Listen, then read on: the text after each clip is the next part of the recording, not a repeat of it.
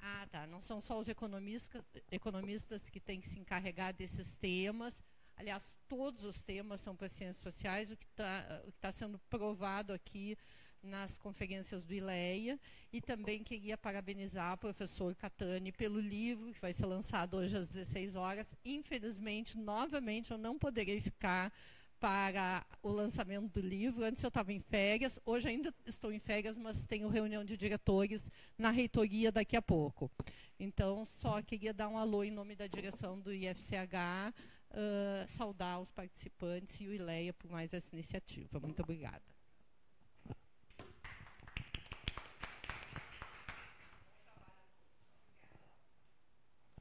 Bom, muito obrigado, professora Cláudia. E, então, é uma grande satisfação, ILEA, poder ter essa atividade, porque uma das nossas intenções é exatamente favorecer, divulgar a importante produção científica da URGS em todas as áreas e, nesse caso, então, em particular, na sociologia. Então, nós temos a grande honra de receber o nosso autor, né, de hoje, de Ricos, Podres de Ricos, Antônio Davi Catani. O livro está sendo lançado. O professor Catani é doutor pela Universidade de Paris, um Panthéon-Sorbonne, e tem pós-doutorado na École de Sciences Sociales de Paris. É professor titular de Sociologia da Universidade Federal do Rio Grande do Sul, do programa de pós-graduação em Sociologia.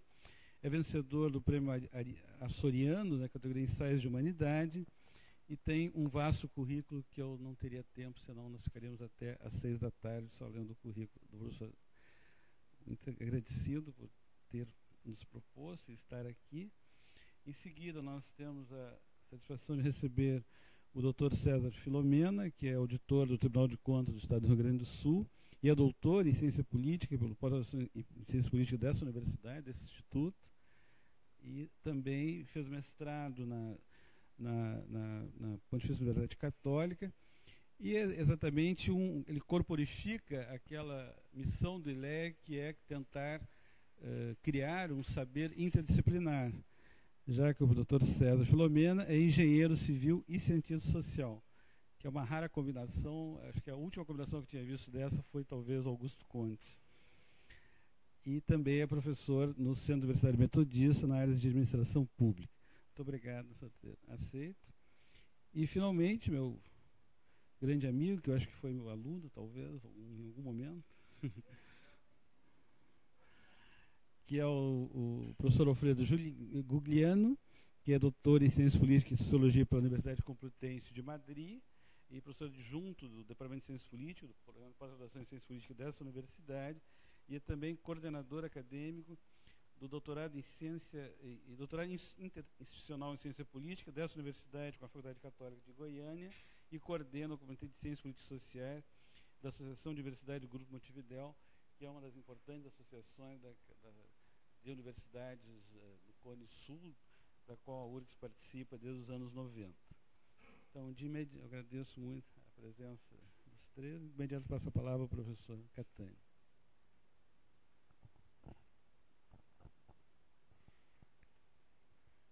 Bom, boa tarde.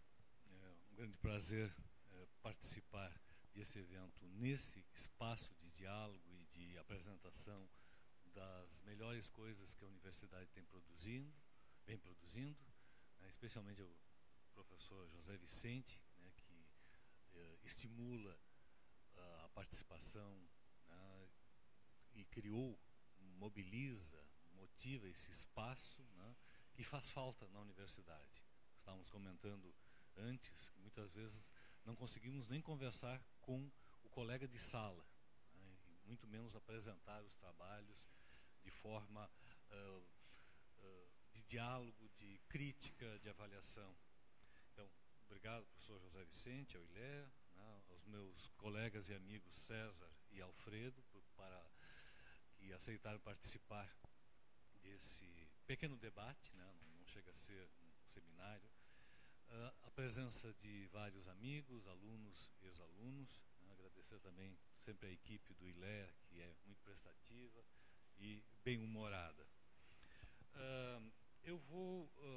Nós combinamos o seguinte: eu acho que eu escrevo melhor do que eu falo, então os meus escritos acho que traduzem de forma mais sintética, mais clara, e eu vou falar rapidamente sobre o livro em si e alguns pontos tentando provocar o debate, que é exatamente esse, né? Qual é o interesse dessa temática para as ciências sociais e por que, sobretudo, não há interesse. Depois, o César, né, apresentará um olhar diferenciado sobre essa questão, né, e tanto o Alfredo quanto o José Vicente participarão discutindo, comentando, né, e vamos tentar reservar um espaço para a discussão com vocês também, que é extremamente importante. Eu sempre digo que eu dou aula há 30 anos, mas o que eu aprendi mesmo foi com os alunos, especialmente com essa temática, que nas minhas disciplinas eles fazem um trabalho de conclusão, trazendo informações extraordinárias. Então, assim, parte do conteúdo do livro se deve à colaboração dos alunos. Bom, só uma imagem da capa do livro. Eu tenho trabalhado há mais de 10 anos sobre as classes abastadas, sobre a concentração de renda e desigualdades socioeconômicas no Brasil. Eu tenho um livro chamado A Riqueza Desmistificada, que são, na verdade, 2 capítulos, que trata da questão internacional, desse fenômeno da concentração de renda em escala internacional, e o segundo capítulo que aborda a questão brasileira. Tem vários artigos publicados, etc. E havia uma demanda por uma espécie, não de um manual, mas uma publicação que não fosse dirigida apenas à academia, mas ao grande público, colocando dados essenciais, uma abordagem provocativa, inclusive, que começa justamente com o título, e, de novo, ele leva a essa discussão por que as ciências sociais no Brasil não se preocupam com essa temática.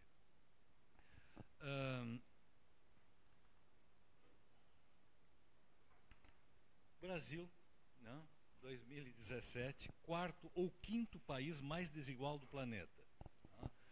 Os concorrentes diretos são países do centro da África, um outro país do leste, do Extremo Oriente, tá?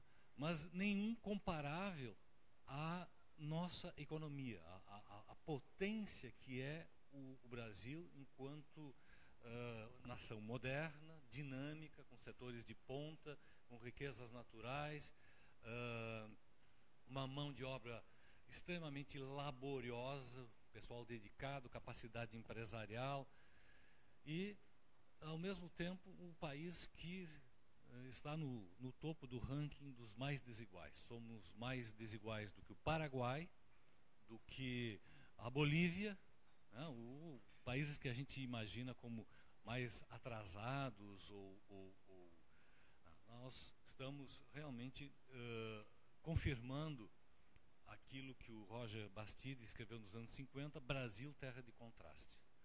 Contraste entre a concentração de renda extremada, desmedida, e uma massa da população pobre, empobrecida, né, um processo permanente de produção e reprodução da pobreza. Isso é interessante numa análise histórica, pensar que a pobreza não é apenas um legado histórico. Né? O fim da escravidão, né, apenas no final do século XIX, o legado do escravismo, de diferenças regionais, históricas. Não. O Brasil produz e reproduz a sua desigualdade permanentemente. Apenas para dar o destaque que eu quero à importância desse tema, se nós considerarmos sobre os 207 milhões de habitantes, então de 140 a 150 milhões de adultos, ou seja, em idade ativa, sei lá, 18 até 70 e tantos anos trabalhando, e vamos ver o que corresponde à concentração de renda, a riqueza desmedida. Quem são esses ricos podres de ricos? 0,1% controla mais de 50% da riqueza substantiva. Esse é um conceito operacional para diferenciar de capital. O que é o capital? O capital é uma relação social, ele representa a possibilidade de contratar mão de obra, de explorar o trabalho, de produzir alguma coisa, mas na essência nós temos que pensar a questão da escala. Um pequeno empresário que tem meia dúzia de funcionários, que tem um bom padrão de vida, que não está preocupado com a sua sobrevivência, ele é um capitalista, mas ele não tem a riqueza substantiva, a riqueza que permite reproduzir a riqueza em escala crescente e está essencialmente ligada ao poder.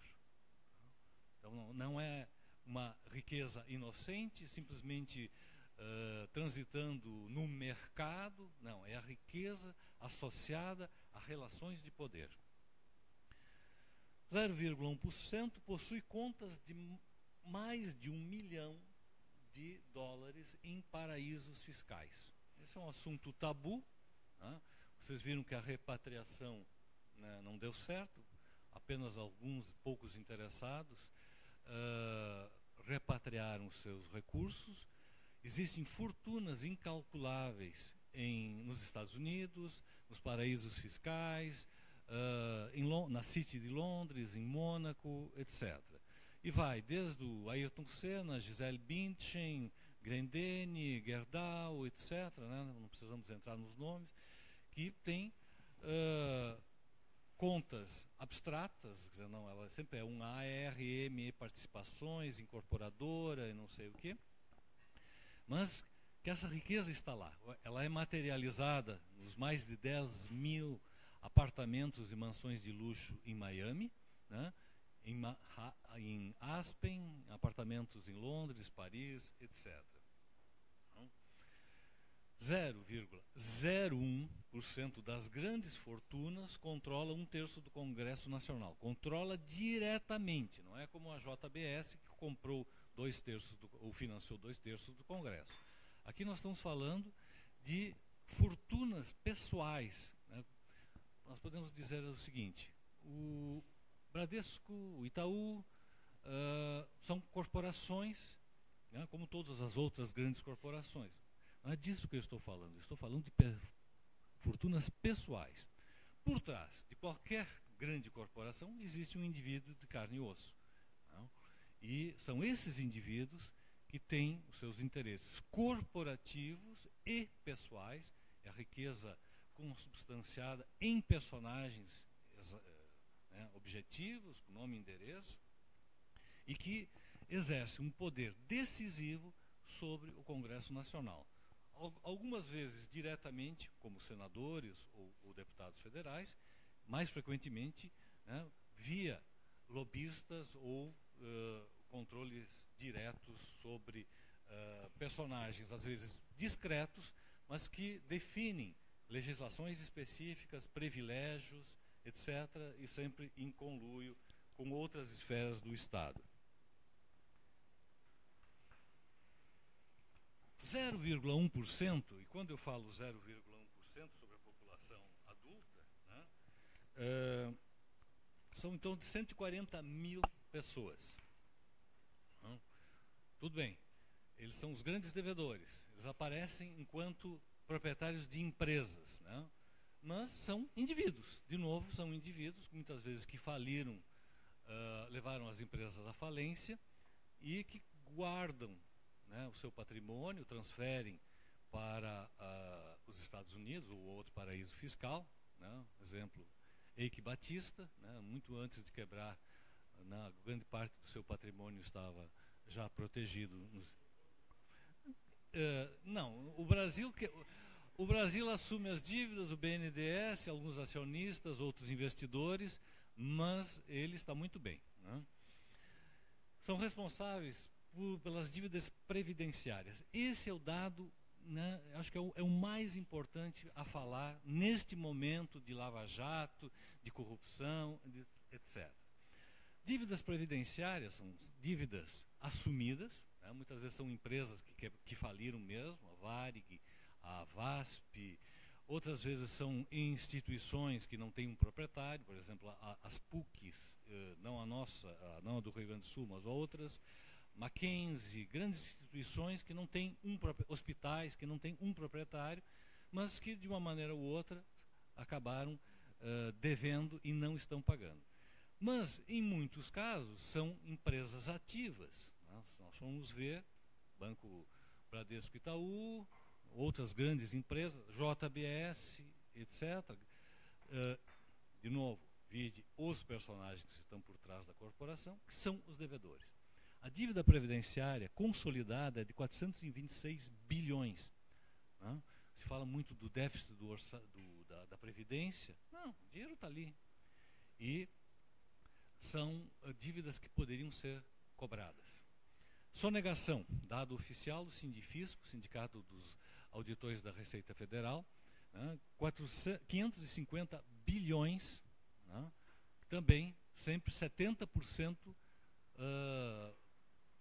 pelas multinacionais, pelas grandes corporações, pelo setor financeiro, pelo setor farmacêutico, pelo agronegócio, que, de uma maneira ou de outra, ou exporta a presa, é o exemplo oficial também, a Vale exporta minério de ferro, digamos assim, a 80% do valor de mercado. Opa, por quê? É alguma generosidade com relação aos seus queridos compradores? Não, esses 20% que estão faltando são depositados num paraíso fiscal. A mesma coisa com as importações, né? E hoje estourou uma das centenas de operações da Polícia Federal sobre a questão de importação e exportação de máquinas para o Mercosul, e há uma sonegação de algumas centenas de milhões. E aí soma todo o tempo esses processos. Contencioso do CARF, né, aí a Operação Zelotes também, o contencioso é muito maior, são dívidas que estão em litígio com a Receita Federal, mas, né, o CARF a gente sabe o que é, e, né, a questão de 2 meses atrás perdoou uma dívida da fusão do Bradesco Itaú de 25 bilhões de reais. Tirando todos os descontos, exageros, erros contábeis, nós teríamos quase 1 trilhão de reais. Isso resolve todo o problema da dívida previdenciária, dos investimentos de infraestrutura, recursos para a educação, etc. Isso é um valor estratosférico, é um valor real de empresas empresas e indivíduos que têm capacidade contributiva e que estão sonegando.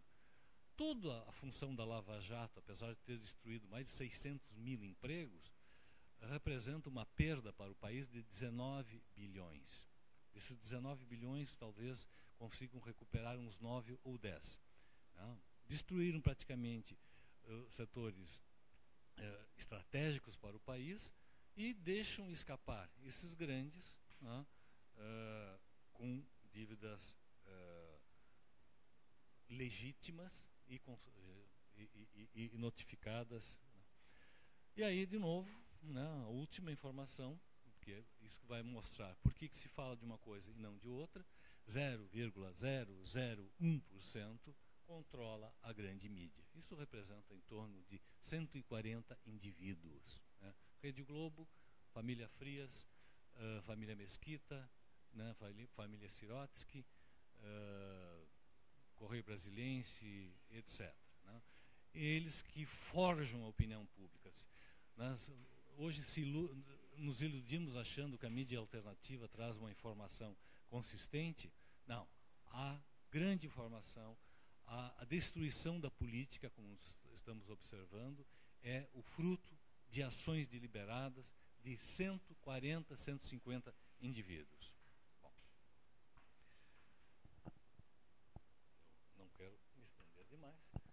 Rapidamente, alguns comentários, além desse saque de recursos públicos, né, de privilégios indevidos, de crimes, nós temos associados às grandes fortunas, a questão da exploração do trabalho, bom, mas isso ocorre em todo o sistema capitalista, mas claro que numa escala jamais vista, nem preciso me referir a isso. A apropriação de recursos públicos, é isso que nós estamos vendo, sonegação, elisão fiscal, todas as formas de incivismo fiscal. Mas tem uma dimensão que acho que esse é o desafio para as ciências sociais. Um trabalho do Wilson e Pickett, são dois médicos ingleses que escreveram um livro, né, de Spirit Level. E eles fazem uma análise que raramente a ciência social conseguiu fazer, mostrando que os países mais desiguais, e eles não falam do Brasil, mas cabe perfeitamente a análise para o Brasil, os países mais desiguais, inclusive os Estados Unidos, são os que apresentam esse tipo de problema. Vida comunitária e relações sociais degradadas. As pessoas não têm confiança nos outros, não têm confiança nos negócios. O aumento de problemas de saúde mental e do uso de drogas. A correlação que eles fazem entre desigualdade e esses índices é perfeita. Obesidade crescente, parece que não tem nada a ver, mas tem.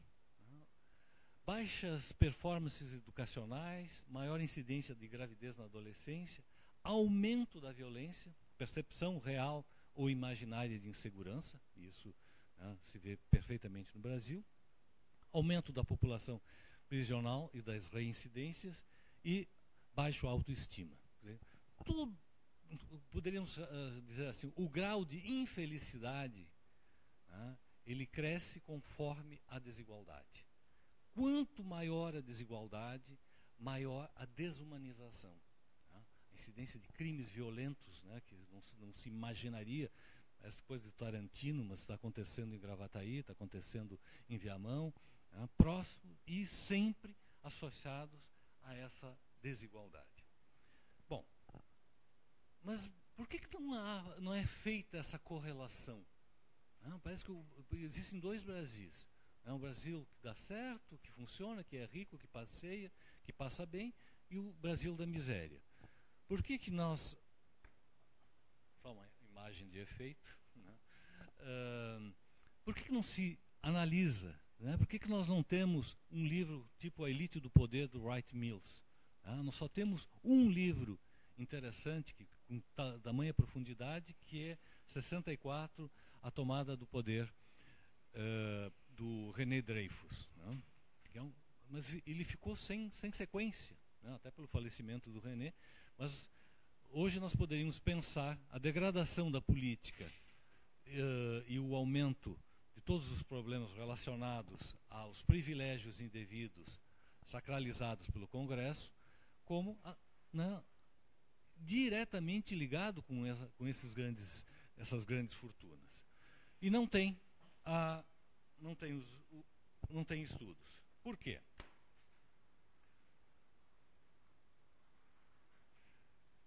Eu chamo da blindagem das grandes fortunas. Por questões bem objetivas de segurança pessoal, eles também têm medo. Eles podem ter guarda-costas, eles podem ter todo um sistema de proteção, mas, mesmo que mandem a família, como já mandam os grandes, para a Suíça, para a Inglaterra ou para os Estados Unidos, parte dos negócios, a essência dos negócios são aqui. E aqui as ameaças são constantes. Então, quanto mais discreta a fortuna, melhor para eles. Não se iludam de achar grandes milionários na revista Caras. Aquilo lá é simplesmente uma brincadeira, que eventualmente mostram alguma coisa que eles têm interesse. Tem a questão de segurança patrimonial também. As grandes fortunas são materializadas de forma discreta. E não é à toa que a própria Receita Federal fala que em torno de 140 a 200 bilhões de dólares são de recursos brasileiros materializados no exterior. Desde os 426 multimilionários gaúchos que têm propriedades de acima de $1 milhão, aqui no Uruguai, aos 10 mil, que eu já citei, de Miami, aos milhares que estão nos Estados Unidos, né, gozando as fortunas recolhidas aqui. E também uma questão da segurança institucional dos negócios. Né? Não é interessante, quer dizer, fora um exagero que deu errado, como o Eike Batista, né, os verdadeiros milionários não se mostram. As grandes fortunas hoje no Brasil são ligadas ao agronegócio e ao setor financeiro. E nós temos pouquíssimas informações sobre esse pessoal. Tem o sigilo bancário como uma forma, né, legal de proteger as informações. Acho que eu já comentei, inclusive, num outro debate aqui no ILEA. A Receita Federal não consegue acessar dados bancários. Qualquer? Não existe, exatamente. Qualquer gerente de banco acessa as contas imediatamente. Você tem a conta lá, ele não precisa nem saber o código de vocês. Ele acessa, tem tanto na poupança, tem isso, tem aquilo. Vale para os grandes também. Tá? Mas a Receita Federal não. Para que a Polícia Federal, a Receita Federal do Estadual, tenha acesso a essas informações, né, isso é um caminho burocrático ilegal, praticamente impossível. E tem aí, na esfera da percepção popular com relação às grandes fortunas, o que eu chamo da mistificação, e poderia dizer também a mitificação das riquezas. A riqueza é entendida sempre como sagrada, merecida, fruto do talento, do esforço e do trabalho e dedicação. Tá? O empresário, claro, tem vários casos que é isso mesmo. Né? São indivíduos brilhantes que conseguiram montar negócios rentáveis. Né? Isso é da natureza do capitalismo. Mas, de modo geral, é uma riqueza mistificada, mitificada. E é interessante, eu já recebi agressões em palestras de pessoas que disseram: não, mas o senhor é um despeitado, a riqueza, o senhor é um ressentido, né? Ressentido. Professor universitário ganha pouco, então fica com inveja dos que têm grandes fortunas e não sei o que. E justamente, eu li hoje uma análise num dos blogs alternativos da expressão coxinha. Eu nunca entendi por que chamava coxinha. Vocês sabem a origem? Em São Paulo, a polícia militar que fazia a proteção de padarias e restaurantes, né, na área dos jardins, etc., em vez de fazer policiamento nas vilas ou coisa assim, ganhava de brinde, né, um café passado e uma coxinha de frango. Né?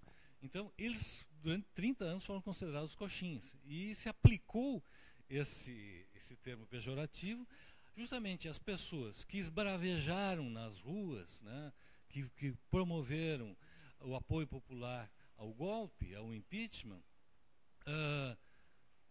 iludidos de estarem defendendo os interesses nacionais, quando na verdade estavam defendendo os interesses dos golpistas, né, sejam eles os agentes do golpe, sejam os grandes financiadores. O René Dreyfus mostra como foi financiado o golpe de 64, né, e nós precisamos de uma análise de como foi financiado MBL, outras instituições, etc. Toda a dimensão do que eu chamo da economia bandida não aparece. Né? De novo, o exemplo. Petrobras vezes sonegação. Sonegação é 100 vezes mais importante. A corrupção é uma dimensão menor de grandes processos, privilégios conseguidos no Congresso, em legislações específicas que fazem com que hoje a população de classe média, classe trabalhadora, pequenos proprietários, né, pague muito mais impostos, né, por vezes da ordem de 30%, 40%, 50% do seu orçamento ou da receita da empresa, enquanto que aquele 0,0 alguma coisa, né, paga menos de 1%. Esse é, de novo, a riqueza desmedida, as injustiças, etc. Bom, terminando. Se eu tenho razão, por que as ciências sociais não se preocupam com isso? E eu faço isso de forma provocativa agora, porque acredito que a maioria de vocês esteja envolvido com o conhecimento da sociedade, com políticas públicas, interessados no bem comum, no bem coletivo. Nós temos uma universidade altamente qualificada, né? O sistema universitário brasileiro é excelente, gente dedicada, né? Nós temos, além da produção específica na academia, as instituições, Associação Latino-Americana de Sociologia, o CLACS, o Conselho Latino-Americano de Ciências Sociais, Sociedade Brasileira de Sociologia, a LACIP, de Ciência Política, e tantas outras, de outras áreas, né, que tem congressos, troca de informações, eventos, e raramente se aborda essa questão. Eu fui coordenador do GT Desigualdade da ALAS, durante quase 10 congressos. Não, estou exagerando. 7 congressos. Tá. O GT era um dos que recebia o maior número de proposições de comunicação.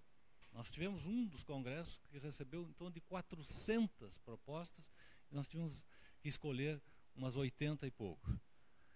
Né? E o GT era sobre desigualdade. Nenhum falava da questão dos ricos, das classes abastadas. O que eles apresentam como desigualdade? Desigual é o pobre. O rico é normal. Né? Então, o pobre, índios, população de rua, menores abandonados, populações vulneráveis, terceira idade fragilizada, camponeses, sem terra. Tá. Isso era a América Latina e é o Brasil. É como, né, eu insisto em algumas fórmulas regulares, pobreza é problema, riqueza é solução. Bom, então tá, vamos estudar os pobres e vamos esquecer os ricos, sem pensar que existe uma relação direta, imediata. Se faltam recursos para o Bolsa Família, é porque tem um Bolsa Rico, que é 10 vezes mais importante. Pesa no orçamento geral da nação o Bolsa Rico.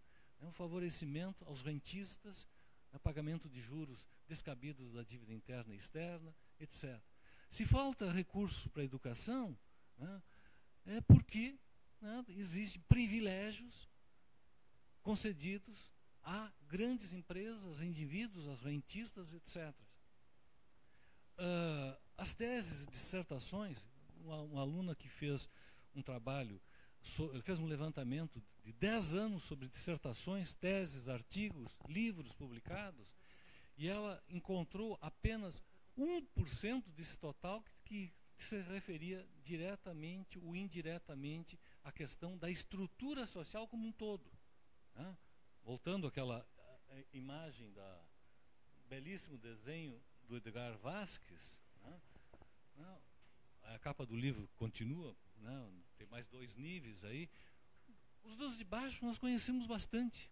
Quer dizer, precisamos conhecer, eu não estou desmerecendo a importância desses estudos, mas, né, o topo é uma grande incógnita. E é o topo que faz com que nós tenhamos esse país injusto, desigual, etc.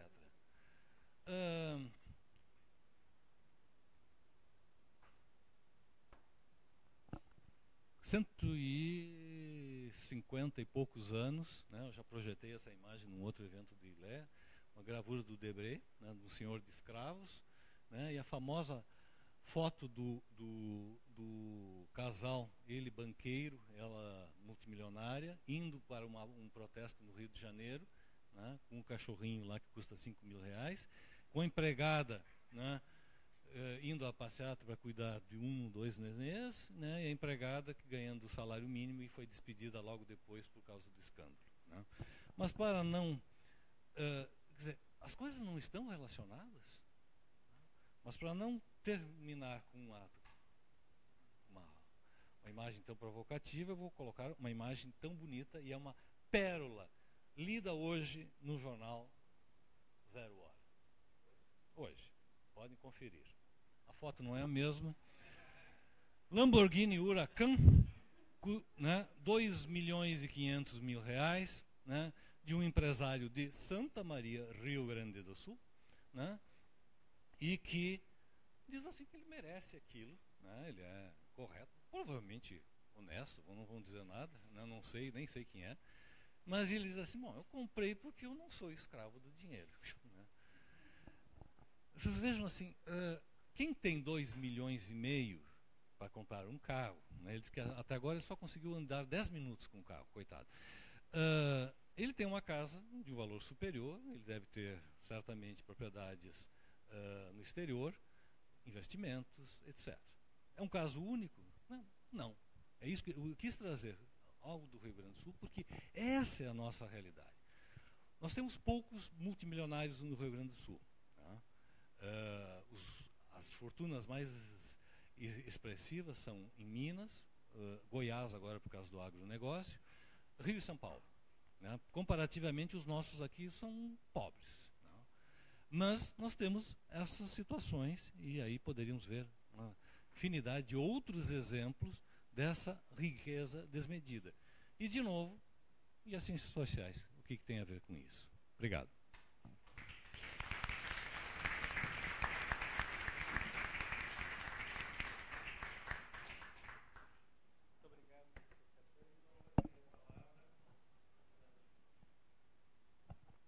Muito obrigado.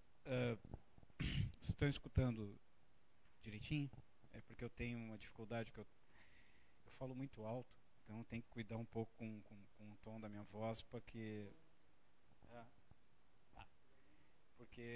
senão eu me exalto um pouco, né? Tenho um pouco da ideia que vem muito da política, da prática da política, que é de falar muito alto. Então a gente aprende a fazer isso e às vezes a gente pode perder um pouco do tempo. Mas, antes de tudo, eu quero agradecer o convite do Catani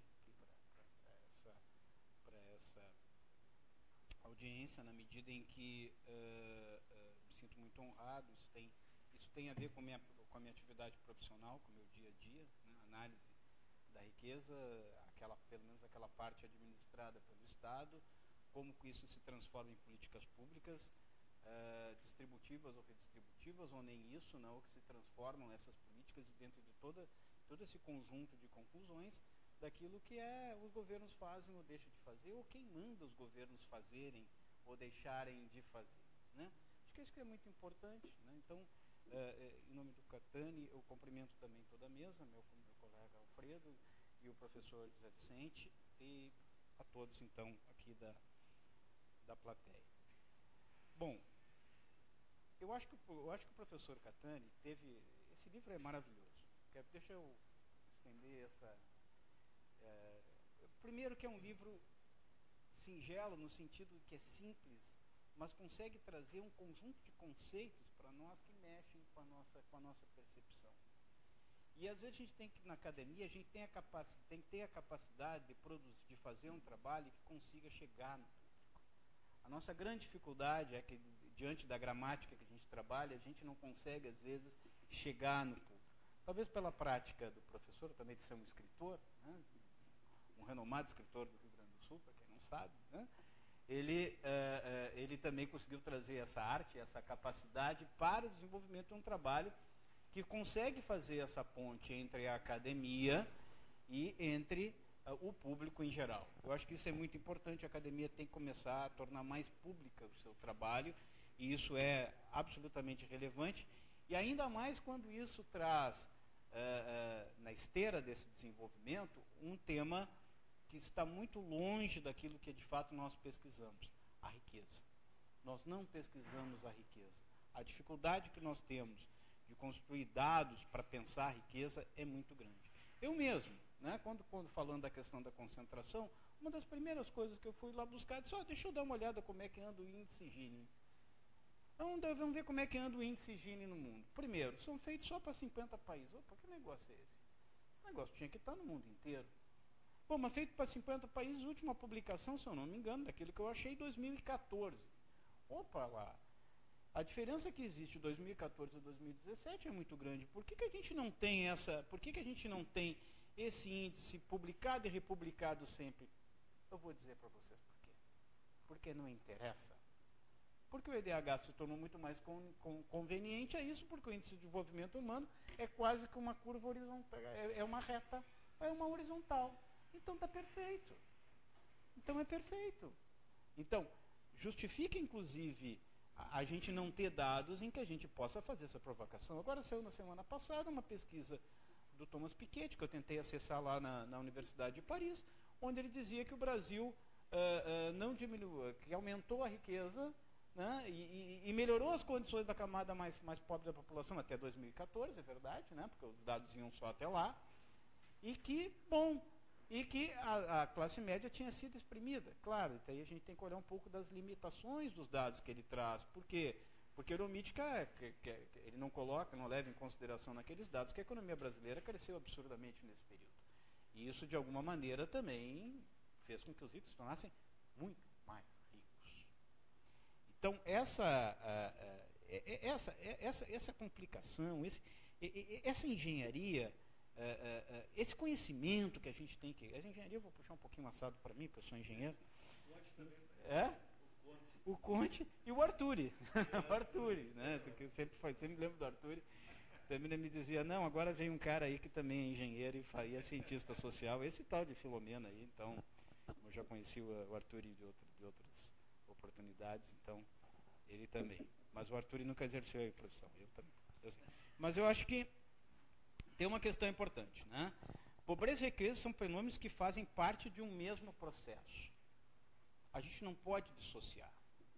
Se existe a riqueza, se a gente fizer um levantamento do desenvolvimento econômico mundial, salvo, né, os países mais ricos, e esse capital é migratório no mundo inteiro, a volatilidade do capital tem tornado isso muito interessante, né, porque o capital vai para os países menos desenvolvidos, ele é aplicado lá com riscos maiores, em tese, né, mas os países, em tese, que são os 20 maiores, têm uma taxa de crescimento muito baixa, e a projeção dessa taxa de crescimento nos próximos anos não passa de 2% ao ano. Estou falando dos Estados Unidos, Brasil, Canadá, estou falando de Reino Unido, falo de Japão, China, né? China, que estou um pouco sobre isso, China e Índia, mas o restante todos eles com uma baixa taxa de crescimento. Bom, e a necessidade da onde que então isso vai se desenvolver? Se desenvolver, ele vai conseguir explorar. E talvez tivesse um país onde fosse muito interessante retomar aquilo que o professor colocou ali, da ideia daquela aristocracia, de retomar um pouco aquela ideia de aristocracia, no qual eu beneficio poucos, né, dentro de uma economia local, e deixo os outros 197 milhões fora desse jogo, para que, bom, eles são aqui só para incomodar. Não servem, não são úteis, né, diante das riquezas que esse país pode produzir para nós. E elas são muitas, são enormes, né, mas não é para 200 milhões. Não, esses outros 197 não têm que estar aqui. Bom, eu acho que o professor coloca muita clareza, e eu vou aqui rapidamente colocar, ele coloca algumas provocações que a gente não consegue responder, que não são simples. Como é que a gente mede a riqueza? Não tem indicadores claros de medição de riqueza. Quem são os verdadeiros ricos? Eles não aparecem, né? Lembro aqui de um trabalho do Bourdieu, né, que quando ele diz la noblesse d'État, né, onde ele consegue fazer, a partir das grandes escolas francesas, uma relação onde existe essas relações, podemos dizer, daquele capital que ele chama de capital social, que é capital social no sentido, capital daquilo que eu tenho condições de estabelecer em relações, mas são todos filhos de banqueiros, de pessoas que enriqueceram no Estado. O Eike Batista, o pai dele não se expunha, né, e foi alguém que enriqueceu do Estado, né? Então, talvez fosse, a gente talvez tem um pouco dessa dificuldade de encontrar essa plutocracia que o professor usa também aqui. Segundo, onde é que vem essa fortuna? Né? Eu acho que ninguém coloca, como o professor colocou, disse, olha, é pilhagem, né? Acumulação primitiva, mas pior que isso, depois benesse do Estado. Depois benesse do Estado. Eu acho que o professor coloca isso com clareza. E talvez onde eu vou ficar com um pouco mais, onde eu vou me ater mais na minha fala, que é na questão da legitimidade. E de aí usando um termo do Ernesto Laclau, a ideia da meritocracia como um significante vazio. Significante vazio como algo que as pessoas pegam e associam com uma ideia vaga, mas suficientemente forte para criar e provocar movimentos sociais e alterações. A meritocracia como um significante vazio. Talvez eu pudesse, na minha fase laclauniana, né, eu podia ter escrito isso com mais clareza, mas não iriam publicar, professor. Não iriam publicar. Está fora da agenda de pesquisa. Não iriam publicar. Bom, então eu acho que a gente tem que falar aqui realmente da riqueza mistificada, né, e de como que ela se legitima. Essa riqueza substantiva que o professor coloca, riqueza substantiva porque tem capital, porque tem poder político e porque tem impacto social, porque a riqueza é sempre relacional, né? Bem, isso não precisa, nós podemos usar o Marx para fazer essa leitura, porque as relações da estrutura da sociedade têm relação com as relações com a forma de produção, com a forma das relações sociais que são produzidas a partir da economia, do desenvolvimento econômico, do capital, da produção. Né?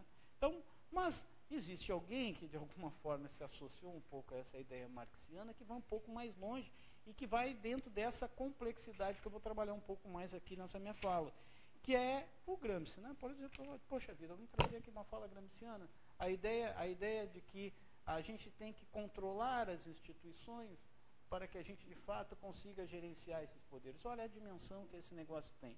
Gramsci escreveu isso preso, né? Enfrentando o fascismo. Né? E lá morreu, enfrentando o fascismo dentro e conseguiu fazer, talvez, uma das sínteses mais brilhantes que existem, mais úteis, e que foi apropriado pela direita. Ou alguém se engana que o New Deal, por exemplo, veio depois disso. Depois desse conhecimento. No Deal nos Estados Unidos, né? As empresas voltando para dentro das corporações, na verdade a elite, né? Entrando para dentro do Estado daquilo que era absolutamente, isso não nos interessa.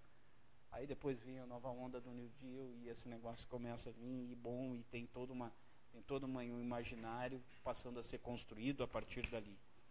Bom, então a riqueza mistificada, ela naturaliza a pobreza. A primeira coisa que tem que ser clara, é natural. Isso é um processo, você tem que existe um darwinismo social, mas por que isso por que a gente não discute isso com clareza? O darwinismo, o professor coloca isso com precisão. E ele trabalha conceitualmente, de forma, né, sem ficar debatendo com 12, 13, 14 conceitos concorrentes. Ele pega assim, olha, vamos tentar sistematizar um pouco isso. Trabalha com a ideia da construção da legitimidade, inclusive dentro da academia, a ideia do darwinismo social. Bom, a ideia, então, da hegemonia e esse pressuposto da legitimidade. E aí eu me lembrei, eu fui lá nos meus alfarrabos, falei com o professor aqui, e me lembrei de Schumpeter. E aí eu me disse, nossa, como esse Schumpeter esquecido, né, nos nossos estudos, o cara falou uma verdade incontestável e que tem uma ideia, força poderosa sobre isso, né? A ideia da destruição criativa, a ideia do ciclo, mas muito mais que isso. A ideia do empresário inovador, como alguém que tem a solução para os nossos problemas, como aquele que vai resolver as nossas vicissitudes, as nossas dificuldades. Este é o que nós desejamos. Esse grande empresário inovador que vem junto com uma ideia associada a uma ideia de virtude. A virtude, que lá no passado, né, na etimologia, tinha a ver com riqueza. Né? Então, poxa vida, que negócio, sabe? Então o elitismo é legal, gente, não é ruim. Poxa, o que nós estamos reclamando disso? Se esse negócio é legal, né? Então, essa ideia Por que você está preocupado com a economia e virar um grande inovador que fará, nós temos um novo ciclo virtuoso dentro da economia que fará que a gente novamente volte a ter riqueza, e essa riqueza que agora nós estamos no período descendente. Só que não apareceu, né? Depois da revolução da informática, eu não consigo mais vislumbrar. Eu estou falando da engenharia, estou tentando me lembrar de algo que possa nos dar um salto tão grande. E aí eu consegui, olha, quem sabe o salto tão grande é a volta, né? Eu tive, poxa vida, fui buscar em outro conservador, Robert Nisbet, a ideia de assim, poxa vida, será que nós não estamos na hora de voltar a ser comunidade? Robert Nisbet, né? Um outro conservador, assim, e ele avisava, ele dizia, olhem, esse negócio das corporações, das pessoas, dos indivíduos deixarem de falar com as pessoas, desta coisa que mascara muita riqueza, porque ela está, como o professor falou com muita clareza, ela está onde? Está na empresa, está na holding, está onde que está esse negócio? Porque perdeu, professor Alfredo, perdeu uma identidade. Quando tinha o capitão de fábrica, que era quem, não, que era quem comandava, o cara ia lá, reclamava, parava a fábrica e acabou. Agora tu faz o quê? Contra quem? Né? Com quem que você enfrenta essa situação? Se hoje ela é... E é melhor, ainda tem os prepostos, né? Os CEOs, né? Que são os melhores do mundo, recebem bem, por isso, é verdade, né? São bem remunerados para cumprir um papel que, se a pessoa tivesse consciência do dano que ela está criando, jamais faria. Aí podemos trazer até o Platão. Né? Se eu tivesse a dimensão daquilo que eu tenho, né? Se eu conseguisse enxergar para além da sombra, jamais eu faria isso, porque isso me causaria... Não é Platão, é Sócrates, né? Isso me causaria tamanha dor que eu não faria. Mas isso para eles não causa dor nenhuma. Então isto se reproduz na sociedade. Bom, mas eu vou trazer alguns exemplos aqui para vocês que tem a ver com essa ideia desse controle das instituições, da superestrutura. Bom, se eu preciso me manter no poder, eu preciso ter se eu preciso garantir este poder, eu tenho que criar mecanismos suficientes e razoáveis para que eu possa reproduzir meu capital. E ainda mais em períodos em que não sou um empreendedor inovador, em que eu não tenho essa nova possibilidade de riqueza, onde é que eu me asseguro? Naquele tal de Estado. Né? Vamos lá buscar aquele Estado para que eu possa garantir a minha riqueza.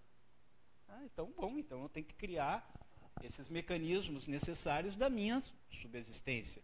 Veja, subsistência de poucos, 0,01%, 0,1%, como o professor foi até bondoso aqui em colocar esse número aqui, ou 0,05%, como o senhor coloca, professor, dentro da sua fala, dentro do livro, que eu reitero, brilhante. Né?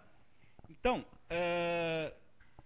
para que proteja minha propriedade? John Locke, a discussão, né, do Leviatã com John Locke, era a época, né, quando nós estamos falando de 1650 e poucos, 1660, né, a ideia da disputa que tinha, né, ou o Estado controla, ele é o elemento controlador desse negócio, ou eu tenho que ter o Estado só para garantir a minha propriedade. Eu acho que o que venceu no mundo é a segunda parte. E aí a gente vai lá em John Locke, né, e depois de John Stuart Mill, o utilitarismo, a ideia do utilitarismo, né, que nós somos homens econômicos, nós temos sempre que ganhar, então esse nosso espírito é o espírito competitivo, porque voltando a Schumpeter, é o inovador. Pô, legal, bacana, é verdade, tem um fundo de razão nessas coisas, e elas estão associadas fundamentalmente à construção de uma superestrutura, de uma ideia que nós nos associamos como algo que é virtuoso, gente. Esta ideia é virtuosa. Então a virtude do indivíduo, a virtude do vencedor, a virtude daquilo que eu imagino que eu tenho que ser. Mas não interessa, mas importa para eu pisar em cima de outros para chegar nesse ponto? Não, isso não é relevante. O mundo é assim, quem vence são os mais fortes. Daí vem o darwinismo social. Né? Então a gente tem essa ideia, né, ela é muito forte, ela é uma ideia. Isso me obriga, bom, para eu garantir essas coisas, eu tenho que dominar esses setores essenciais. Um dos setores, por incrível que pareça, o poder executivo é o mais fiscalizado, é o mais controlado, e no qual esses instrumentos são os mais difíceis de serem feitos. Certa oportunidade, vieram a mim perguntar, Bom, onde está a grande corrupção do Rio Grande do Sul? Eu que sou auditor do Tribunal de Contas do Estado do Rio Grande do Sul, perguntando, naquela ocasião eu controlava as contas de todas as prefeituras do Estado, conseguia ler todos os processos, e perguntaram para mim, pô, mas onde é que está a corrupção? Eu disse, olha, de todos os casos que nós analisamos aqui, corrupção, afronta a lei, se eu tive 1% de todos esses casos, pode, de alguma maneira, ainda com direito ao contraditório, não chega a 1%. As pessoas diziam, não pode. Não pode. Eu disse, sim, mas é o fato.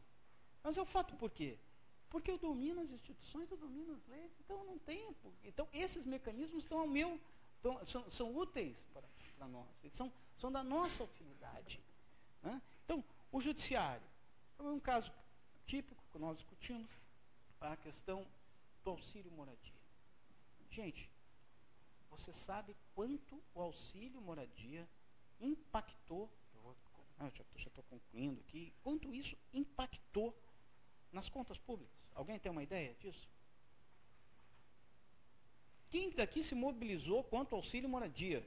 Esse vexame, que remete a 1994 e a uma ideia pretensa de que os juízes ganhavam menos do que deveriam ganhar.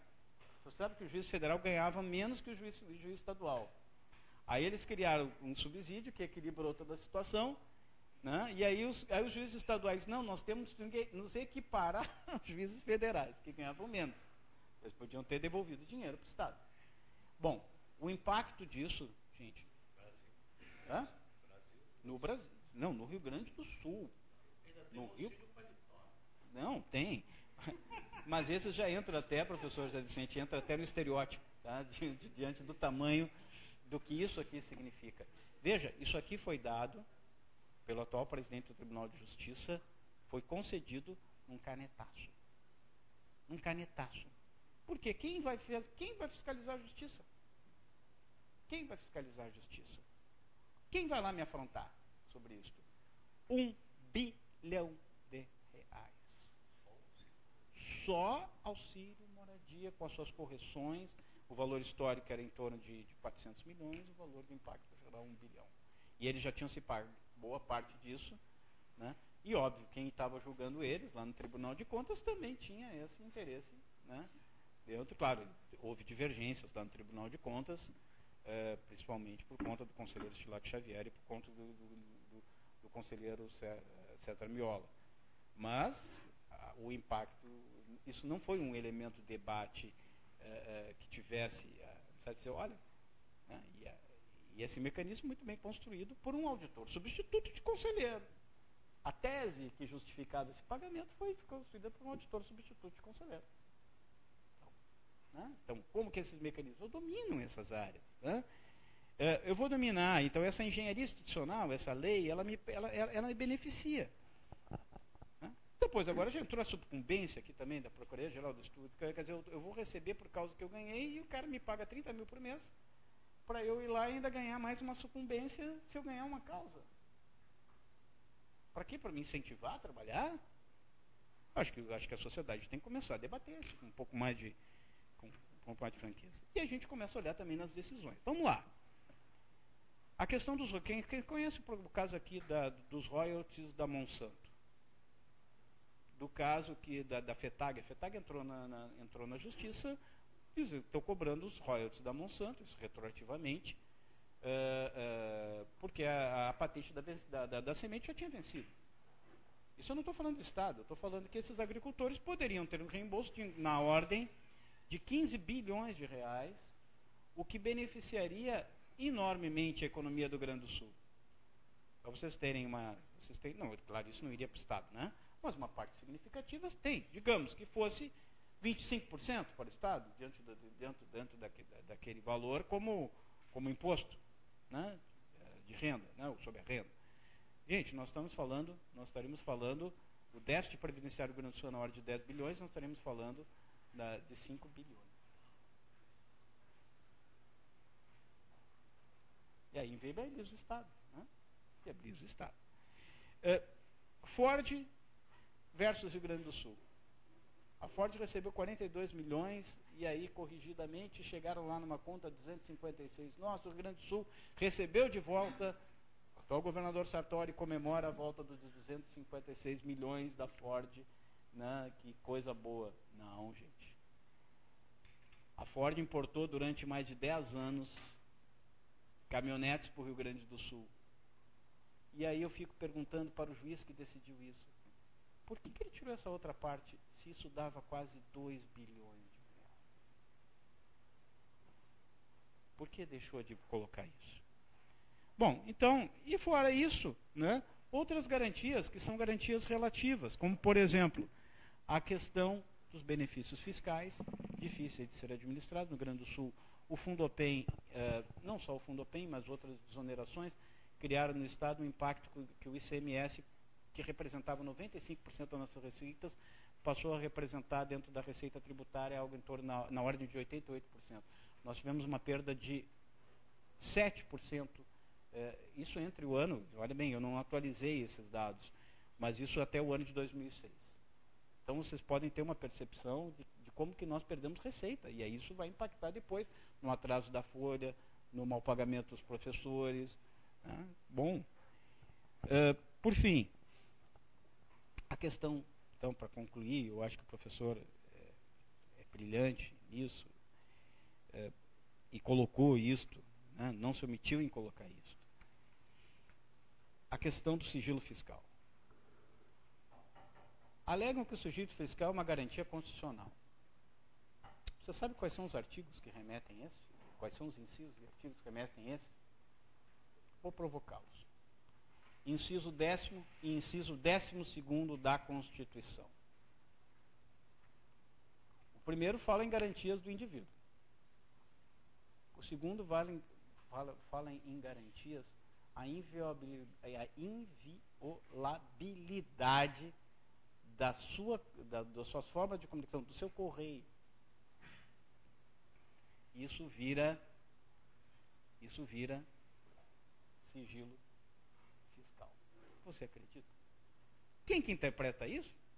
Os juízes. Então, por isso, a gente tem que realmente fazer uma discussão séria aqui. Né?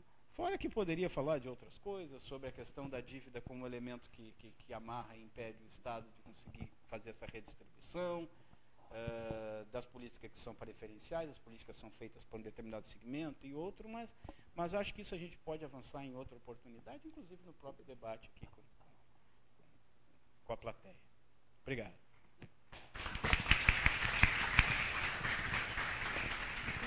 Muito agradecido, doutor César. Agora, então, passo a palavra ao Alfredo Gugliano, que foi, entre outras coisas, um grande líder estudantil nessa universidade. Muito obrigado. Esse nosso tema é o famoso rir para não chorar, na verdade. Porque eu escutei o Antônio, eu já comecei a ficar deprimido. Depois eu escutei o César. Mas, enfim, a gente tem que se alegrar com algumas coisas. Né? Uma delas é com a presença de vocês. Né? Muito obrigado pela presença. Eu compartilho muitas das preocupações do Antônio, assim, e queria aproveitar para sublinhar, né, relacionado com essa atividade, que, Antônio, está crescendo o público interessado nesse debate sobre a riqueza, né, porque eu me recordo que os primeiros trabalhos do Antônio sobre isso, quando ele ia lançar, etc., posso dizer, né, Antônio, reuníamos um pingo de amigos, assim, né? Pouquíssima gente ia participar dessa discussão. Talvez, além dos amigos, um que outro inimigo, né? Porque os inimigos sempre vão nessas horas para ver se a coisa funciona bem ou funciona mal. Mas, enfim, então, estou muito feliz em ver vocês aqui. Estou feliz porque eu sei que no outro lançamento que fez o Antônio no centro, né, Antônio, também lotou. Tinha fila para as pessoas participarem da atividade. Enfim, eu acho que isso aí nos dá um pouco de esperança, né, sobre a possibilidade de continuidade dos estudos sobre a questão da riqueza. Né? Então, além de agradecer ao público, eu também quero agradecer pelo convite de estar presente nessa mesa. Né? Aqui é uma mesa aqui composta por pessoas que, além de eu ter uma admiração profissional, eu tenho um carinho pessoal bastante grande, assim, né? Como vocês perceberam, eu e o Zé nos conhecemos há muito tempo, né? Desde que eu era coordenador, quase, Zé, que eu era coordenador do DCE, e a gente precisava encontrar algum professor radical para nos apoiar, e o Zé estava sempre disposto, assim, né? Mas eram umas atividades pesadas, estilo, vamos invadir a reitoria, e o Zé, não, vamos. Claro, isso tudo antes dele virar pró-reitor, diretor do FCH, do ILEA, etc. Assim, né? Bons tempos, né, Zé? Bons tempos. Eu tenho... Não, podemos retornar, com certeza. Né? Bom, eu também queria parabenizar o ILEA por essa atividade, por essas atividades. Né? Eu agora estava sussurrando aqui com o Zé, conversando a esse respeito, né? E é incrível como... com toda a falta de incentivo, sem ter um tostão, o ILEA consegue enriquecer a vida do campus, vamos dizer, e transformar esse nosso espaço num campus acadêmico, né, num lugar que a gente tem acesso a discutir uma série de questões e temas que são centrais, não só para as ciências sociais, mas para a sociedade em geral. Vamos dizer. Então, é incrível, né? Eu acho que a gente só tem que elogiar e estimular essas atividades que o ILEA vem fazendo. Né? Fico muito grato por ter sido convidado para participar nesse momento. E, obviamente, eu queria parabenizar o Antônio pelo livro, assim, né? Que eu compartilho a mesma impressão que falou o César. Assim, né? Um livro extremamente interessante, né? Porque, mesmo com uma capacidade de síntese muito grande, né? O Antônio ele consegue tocar em 3 temas centrais, do meu ponto de vista. Né? Ele bota o dedo na ferida, como a gente costuma dizer. Primeiro, ele contribui para o debate, para a definição do que é essa concentração de renda, o que é a riqueza. Ter R$1 milhão a ser rico?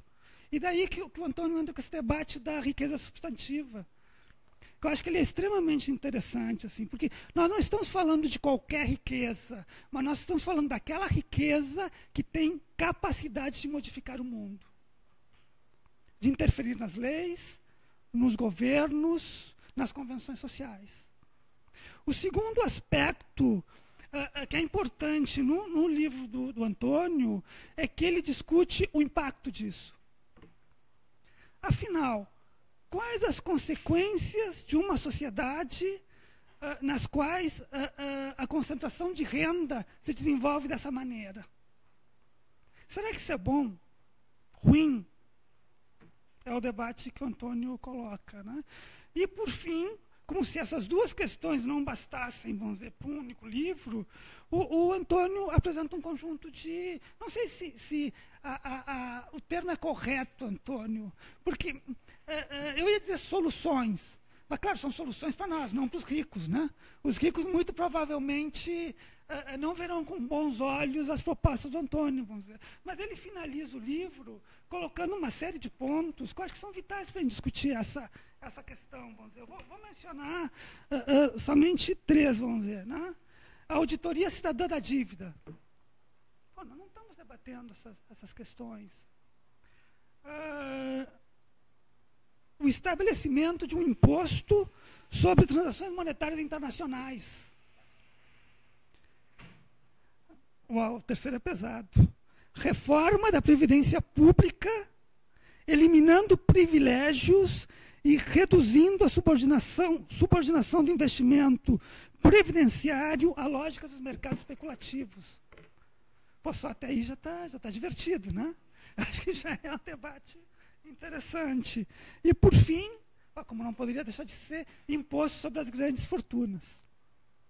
Bom, cito esses elementos porque eles nos ajudam a compreender, do meu ponto de vista, o porquê um pouco dessa dificuldade das ciências sociais enfrentarem o tema da concentração da riqueza, vamos dizer. Né?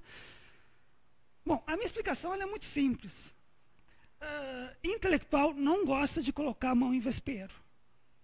E esse tema é um grande vespeiro, vamos dizer, né? Porque é um vespeiro não somente em termos do seu impacto social, especialmente num momento que nós vivemos uma enorme onda conservadora, de onde qualquer tema que se coloque de encontro aos setores produtivos é extremamente mal visto, com prejudicial ao progresso e ao desenvolvimento. E, além disso, eu não sei se minha expressão vai ser muito adequada, assim, né? Ele é um tema complicado, porque pode trazer reflexos não muito positivos para o pesquisador dedicado a esses assuntos, né? E esses efeitos não muito positivos vão desde os famosos recadinhos via e-mail, via Facebook, né, até, quem sabe, um ou outro processo judicial por violar a privacidade de uma eminente figura pública da sociedade. Assim, tá? Bom, então, acho que não precisa mais explicar por que não é um tema que seja tão badalado, apesar da sua importância, né? E, claro, esse é um fenômeno que se expressa não só na sociologia, em todos os departamentos, na ciência política. Nós estamos muito longe de ter interesse por debater não só a concentração da riqueza, como o surgimento dos super ricos, né? A comodidade, ela predomina em muitos aspectos, né? E eu, por fim, nessas colocações gerais, vamos dizer, queria dizer que eu me sinto bastante contente de poder participar de uma mesa sobre esse assunto, precisamente no momento atual, assim, né? Eu acabei de falar um pouco essa questão da onda conservadora, né? E notadamente em Porto Alegre, né? Não sei se nós estamos fazendo a relação entre as coisas, mas enfim, essa última semana, algumas notícias eu achei bastante duras em termos da própria condição de Porto Alegre e do Brasil como uma sociedade democrática, mas democrática no sentido de uma sociedade liberal, democrática, assim, né? Eu acho que um desses fatores, não sei, me dá a impressão que teve menos repercussão, apesar de ser tão importante quanto, né? Que aquela proibição das manifestações nas atividades do nosso prefeito nos bairros, né? Não sei se vocês acompanharam isso, né? Que os movimentos estão proibidos de fazer qualquer manifestação contrária quando o prefeito vai aos bairros a desenvolver as suas atividades administrativas, né? É forte. Isso é muito forte, assim, né? E, bom, e a segunda questão é essa do cancelamento da exposição queer, né? Eu acho que é uma coisa que pegou, assim, todo mundo. E isso é algo bastante interessante, assim, porque as pessoas, os setores da sociedade, eles se veem afetados por um quadro ou por uma obra de arte que vai de encontro a alguns valores que ela possui. Mas, em contrapartida, ela convive com extrema naturalidade com o fato da família Marinho ter hoje uma riqueza acumulada de 3,4 bilhões de dólares. É fantástico isso, né? E daí, às vezes, a gente fica perguntando, vamos dizer, o que é mais... Pô, esse telefone é o meu, certo?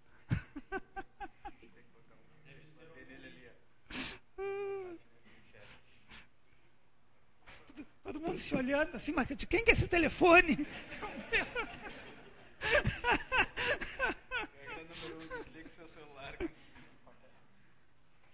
Mas, enfim, então as pessoas se sentem chocadas por uma obra de arte e não se sentem chocadas pelo acúmulo vergonhoso da riqueza, vamos dizer, né? São as contradições do momento no qual nós estamos vivendo, não?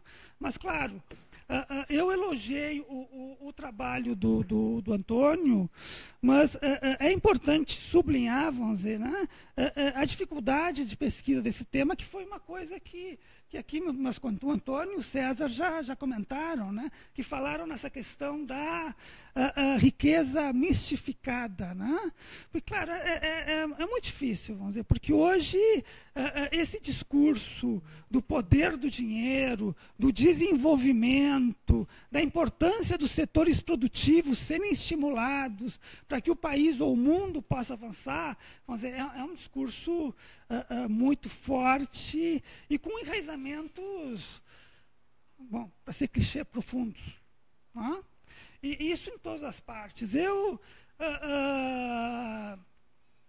abri mão um pouco dos meus critérios, sei lá, dos meus gostos, etc., e fui fazer uma pesquisinha no site aquele Vomices, né, que não sei se as pessoas conhecem, vamos dizer, né? É um site de defesa do libertarianismo. É difícil pesquisar aquilo ali, mas eu acho que nós intelectuais temos que fazer esse esforço para o bem e para o mal. Assim, né?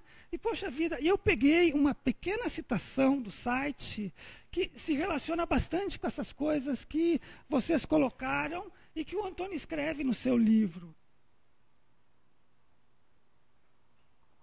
Que é essa tentativa de isolar a riqueza, a concentração da riqueza e as suas consequências. Então, no site diz assim, num texto que se chama, o título é bom, O luxo de alguns e a desigualdade de riqueza e de renda. Pô, tu pega esse título e pensa aquele, né? Mas enfim, então, qual é a frase? É incorreto dizer que alguns são pobres simplesmente porque outros são ricos. Se uma sociedade capitalista fosse substituída por uma sociedade baseada na igualdade de renda, aquilo que nós...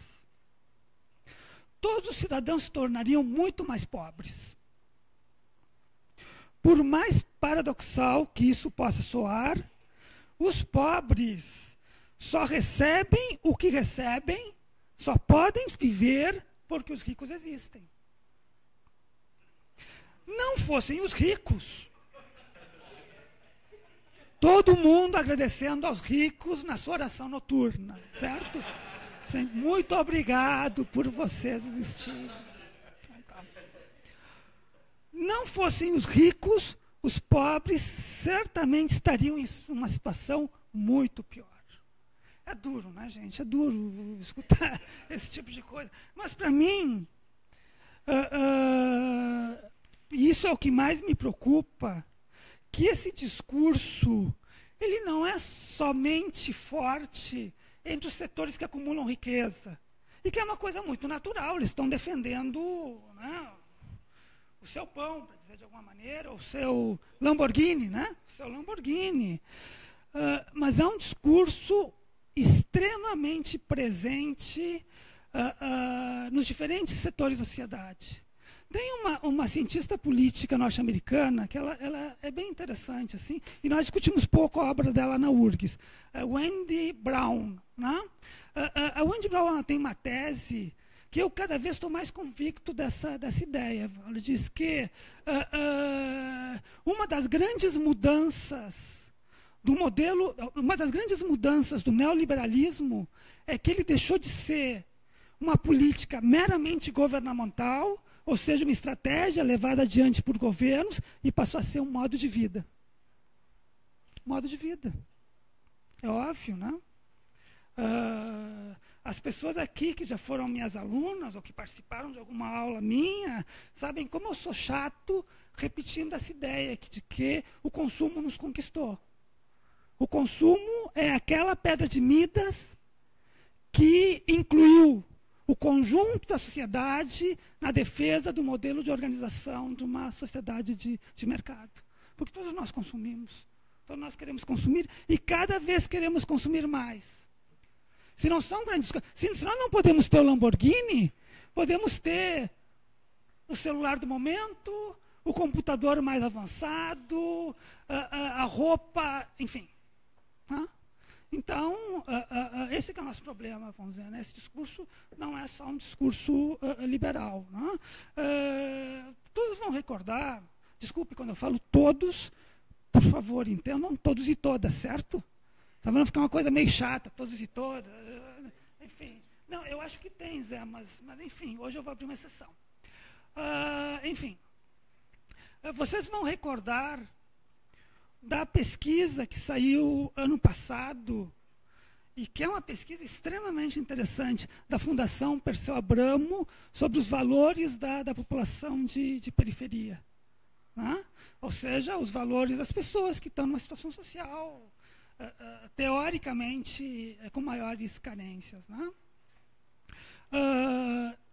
Nessa pesquisa da Fundação, que é uma fundação insuspeita porque é do PT, ou seja, enfim, né, os resultados, se eles fossem maquiados, eles não seriam dessa maneira. Nessa pesquisa, alguns aspectos para mim me chamam muito atenção, vamos dizer. Né? E aqui eu vou mencionar quantos? Eu não sei quantos vou mencionar. 2, pelo menos. Né? O primeiro, que os entrevistados, eles não conseguem ver oposição entre patrões e empregados. Eles não enxergam. As pessoas, no seu espaço de trabalho, eles não veem que exista algum antagonismo entre os interesses do patrão, do dono, e daquele que trabalha na empresa ou no comércio, sei lá o que for. Acho primeiro dado interessante dessa pesquisa. Assim, né? Um segundo dado importante é aquele que converge para a ideia de que uma ideia majoritariamente apoiada, que o Estado é o grande vilão da sociedade. Porque o Estado é o foco da corrupção política. E, articulado com essa ideia do Estado, o terceiro elemento dessa pesquisa que me chama muito atenção, ou me chamou muito atenção, é a ideia de que os impostos prejudicam a sociedade.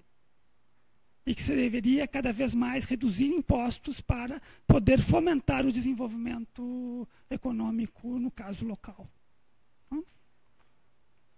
Repito, os valores das pessoas da periferia de São Paulo. Não tem muita diferença com essa ideia de que a riqueza faz bem para a sociedade. Né? Mas como se isso não fosse o suficiente, do meu ponto de vista, essa ideia dos benefícios da riqueza, né? Ele não fala da concentração de renda dessa maneira dura como o Antônio apresenta, né? Mas o benefício dos setores produtivos. Pô, é uma coisa tão consistente, né, que até os governos intitulados de esquerda ou progressistas fazem políticas bastante semelhantes a esse respeito. Né? E aí, de novo, o governo Lula e os governos Lula e o governo Dilma, que também, vamos dizer, fizeram um enorme número de concessões e liberações para quê? Beneficiar as grandes empresas. Sob que argumento? Isso levaria ao progresso econômico. Né? O problema de tudo isso, que até agora carecemos de dados que apontem que incentivos fiscais para grandes empreendimentos econômicos trazem benefício para o conjunto da sociedade. Nós temos um conjunto de dados que demonstram como as empresas se beneficiam desse processo.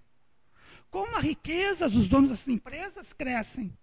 Agora, sobre o impacto positivo da sociedade, nós não temos muitas informações.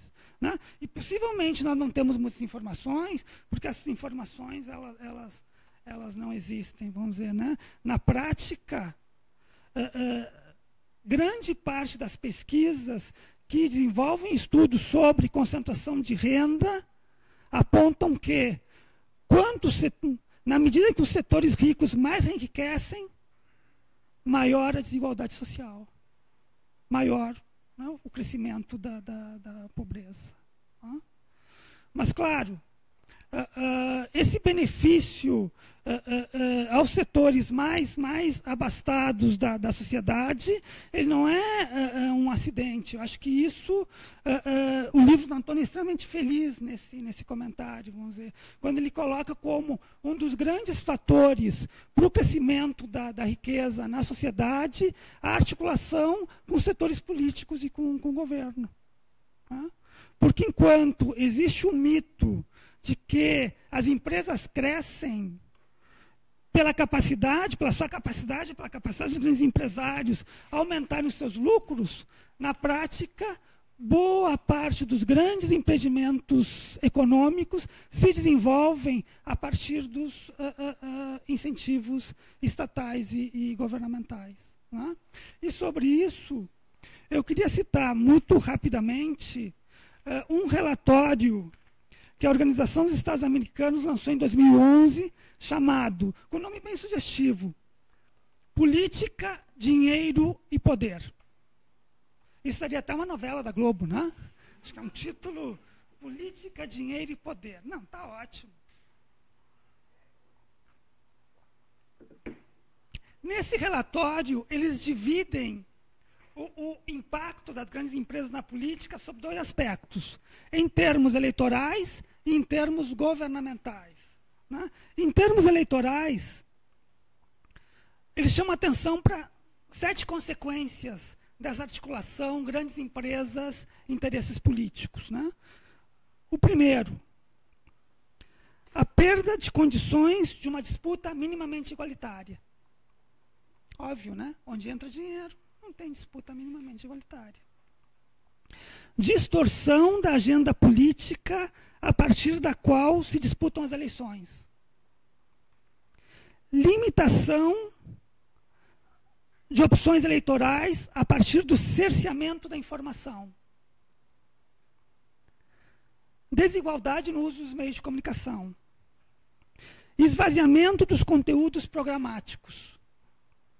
Substituição das plataformas políticas pela publicidade. É isso, né?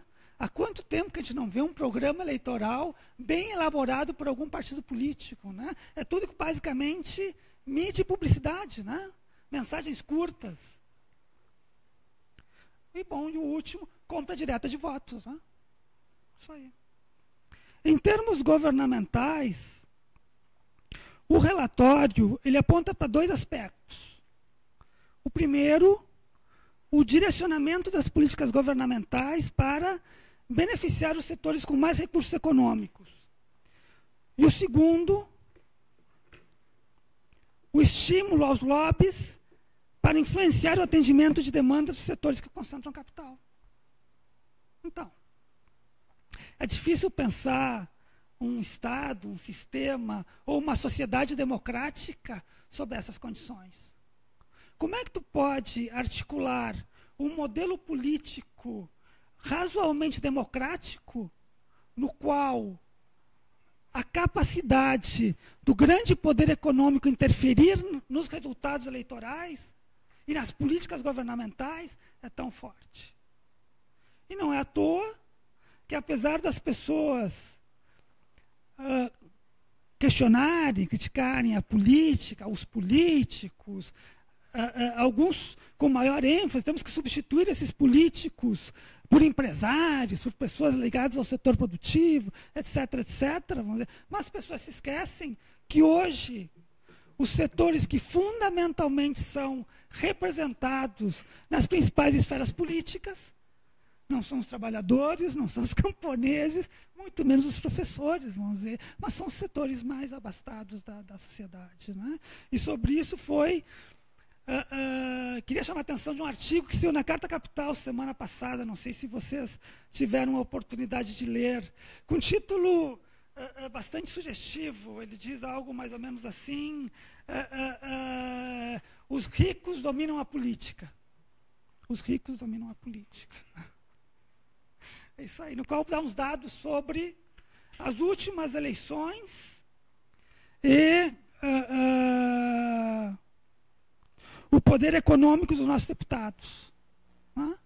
A maioria dos deputados e senadores tem uma renda média de 1 a 3 milhões de reais. Renda média declarada. Tá? Enfim, é difícil pensar instituições políticas com projetos alternativos de organização social com esse tipo de perfil econômico dos governantes. Tá? Então, esse é o quadro um pouco que a gente vê da relação entre concentração de riqueza e política, né, e a ótica que a gente na ciência política tenta debater essas relações. Né. Eu queria, já para finalizar, dizer que, mais uma vez, agradecer pelo convite e pela possibilidade de discutir essas temáticas, né, que, do meu ponto de vista, a consequência natural de hoje a gente debater a concentração de poder econômico entre os setores mais ricos, ou como o Antônio, com muita felicidade, colocou, os setores que são podres de rico, é o debate que a gente está fazendo, que a gente ainda não está fazendo de uma maneira mais estendida, que é sobre o futuro da sociedade capitalista, vamos dizer, né? É uma coisa que na sociedade é pouco discutido, praticamente nós não falamos em capitalismo na sociedade, e na universidade também não é um assunto dos mais, digamos, queridos, né? na discussão universitária, porque problemáticas como essas que o Antônio levanta para a gente nos colocam diante de um dilema. Né? Como é que nós vamos manter uma sociedade na qual os setores dirigentes, né, os setores hegemônicos estão centrados na expansão contínua do capital, num planeta com condições ambientais finitas ou limitadas? Como é que a gente consegue desenvolver uma sociedade centrada num consumo sem fim, num mundo no qual a capacidade de reprodução ambiental é extremamente lenta? O tema é difícil e quanto mais a gente aprofunda, complica muito mais. Né? Mas, enfim, seria isso que eu teria para dizer. Muito obrigado.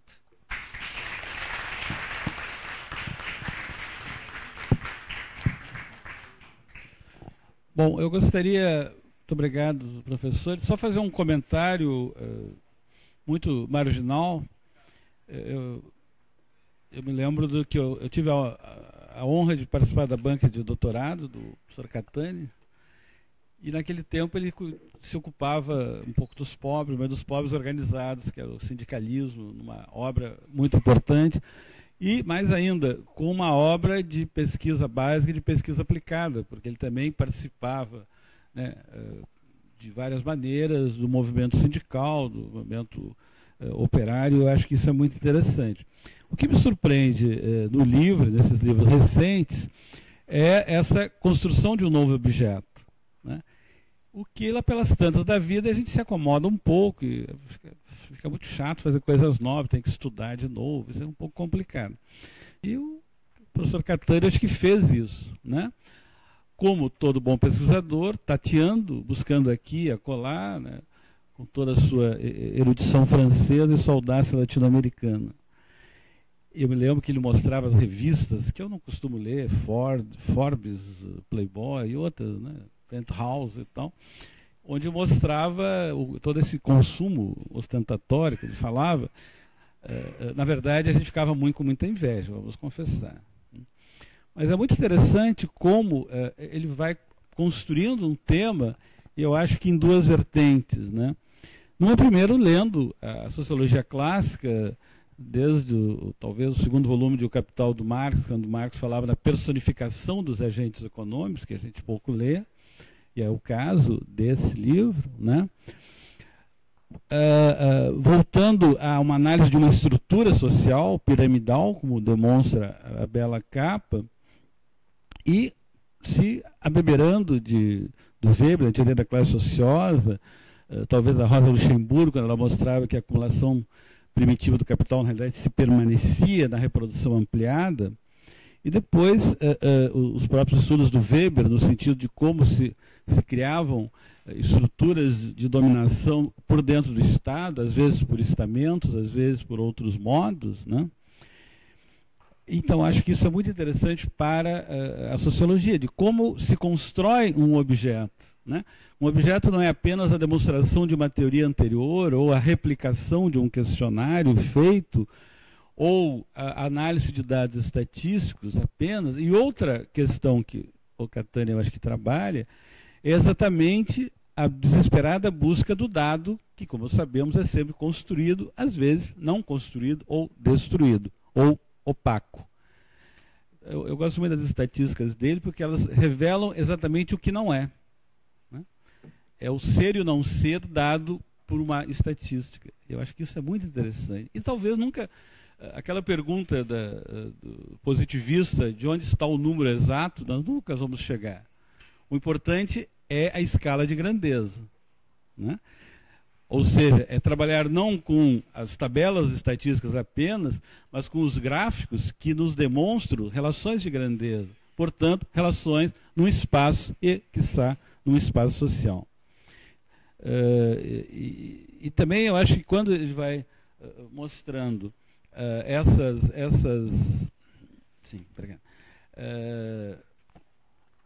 tradição da sociologia, até onde eu sei, exatamente eu acho que o professor César falou nesse darwinismo social, né?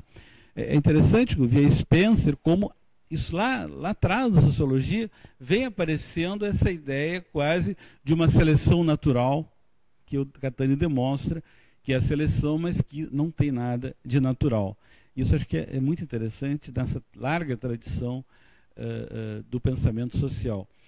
E depois, talvez, autores como Braveman, né, que um grande trotskista que estudava como havia, de algum modo, uma outra classe dirigente, os gerentes, né, os managers, o livro acho que é dos anos 40, se eu bem me lembro, para chegar, talvez, no conceito que acho que, entre outros, Eisenhower propõe do complexo industrial militar, que aqui aparece e vai aparecer de um outro modo depois no livro.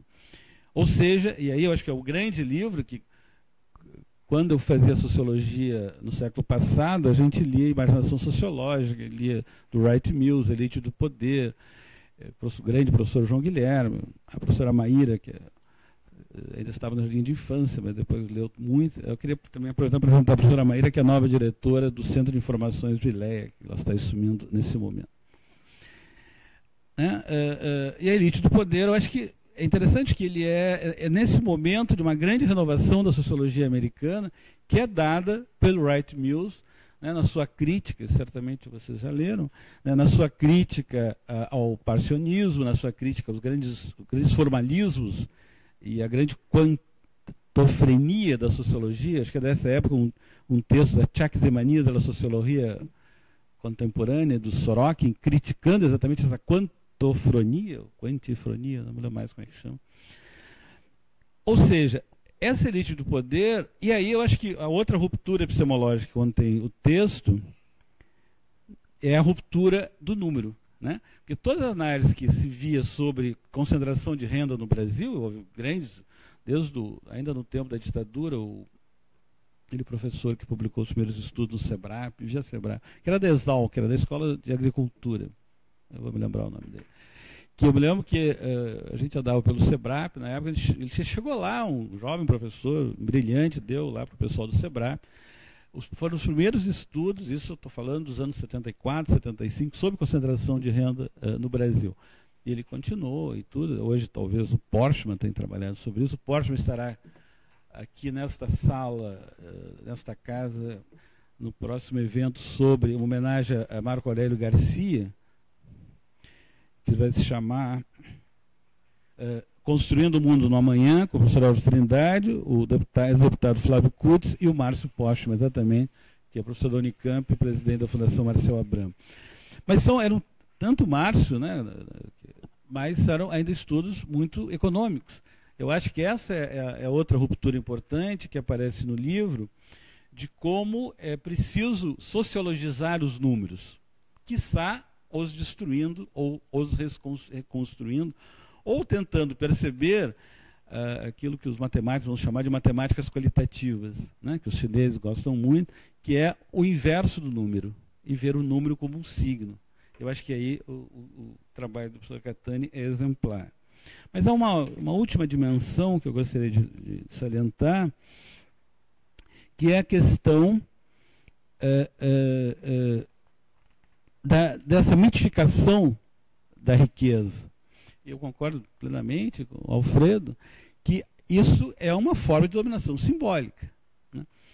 Quando eu era jovem, eu fiz um livro sobre colonos do vinho, e aí na zona de imigração italiana, e toda a literatura sobre imigração no Brasil, é muito claro, era o mito do trabalho.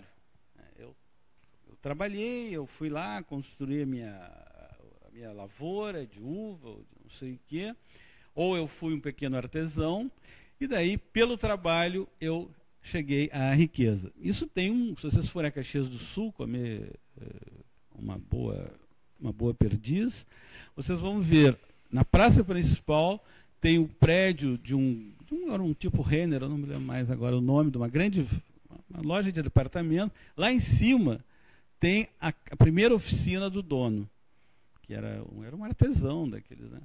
Então, isso, se alguém for lá, tire a foto, porque isso é exatamente a mitificação da riqueza, onde o que aparece é o mito, e não o processo pelo qual, exploratório, meritório, dominatório, seja o que for, pelo qual se chega lá, né? E nesse ponto eu acho que essa mitificação da riqueza aparece como um modo de dominação, e domina todos nós. Todos nós queremos ter essa Lamborghini, querer ter outro computador, ou outro, não sei o que chama, telefone, ou iPhone, qualquer que seja. Isso vai um pouco, obviamente que isso tem um aspecto de amortecer ou amorcegar os conflitos sociais. Essa construção da legitimidade que falava o Weber vai por a criação de mitos. Um deles, a da riqueza. O outro, o da beleza, né? Todos nós queremos entrar numa fitting, né, numa academia de fitting, que é onde você faz os exercícios olhando para o espelho, tal como na discoteca, onde a gente vai, Ocidente, outro, e onde só vale tu e a sua busca infinita de ser celebridade, que é sem fim.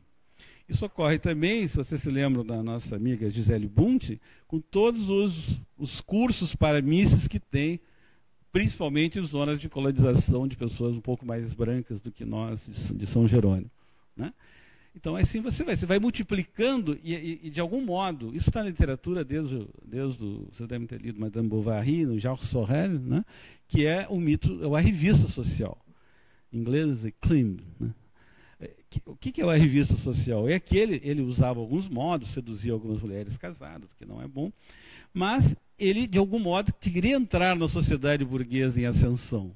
Só que o problema é que nem sempre isso dá, mas é preciso tentar. E assim, por isso que a gente vê novela, porque a gente quer chegar ao príncipe encantado.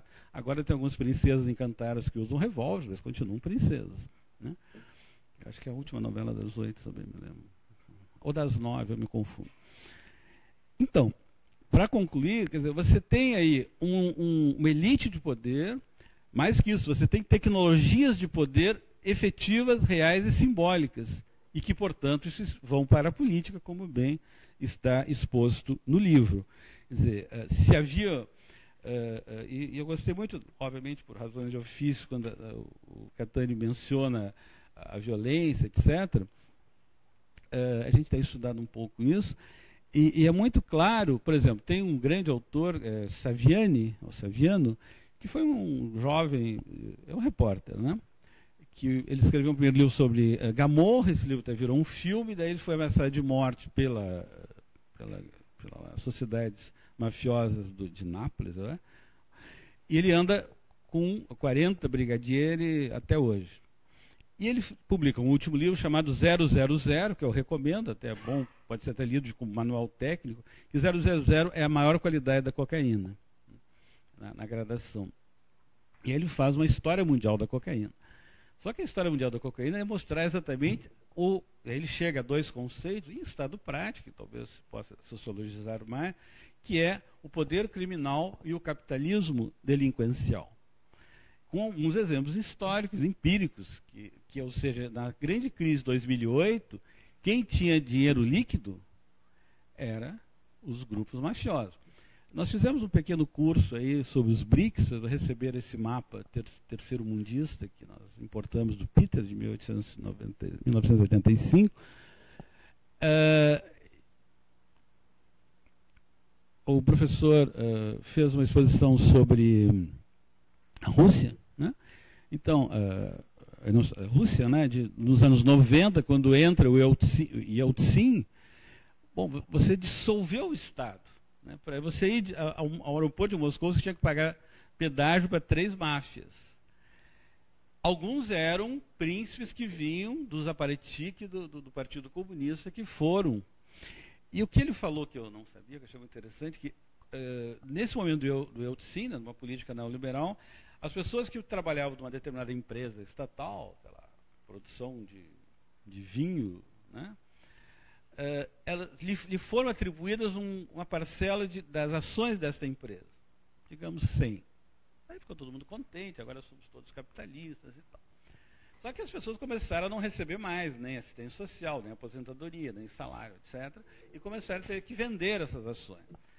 Bom, daí chegava alguém que tinha dinheiro líquido, de fundos que vocês devem imaginar, dizia, não, então vale 100, ótimo, então eu lhe pago 200. Não, mas é muito pouco. Então eu lhe pago 500. Não dá, estou guardando isso para minha filha. Então eu lhe pago 1.000. Não, vou ter que guardar para minha segunda filha, então o senhor vai morrer. Né? Isso é um professor que fala russo, com essa tese aqui no Rio sobre a Rússia e tal. Então, aí você vê que esse poder criminal, ou esse capitalismo delinquencial, é algo que está por aí, que eu acho que o livro muito nos ajuda. Né? Eu me lembro do Brecht, quando ele dizia o que é o assalto a um banco diante da fundação de um banco. Eu acho que isso E para concluir, eu diria que a terceira metamorfose na carreira do professor Catani é que ele deixou de ser um sujeito da sociologia e passa a ser um objeto da sociologia da literatura, o que ele vai mostrar daqui a algum tempo aqui no ILEA. Muito obrigado.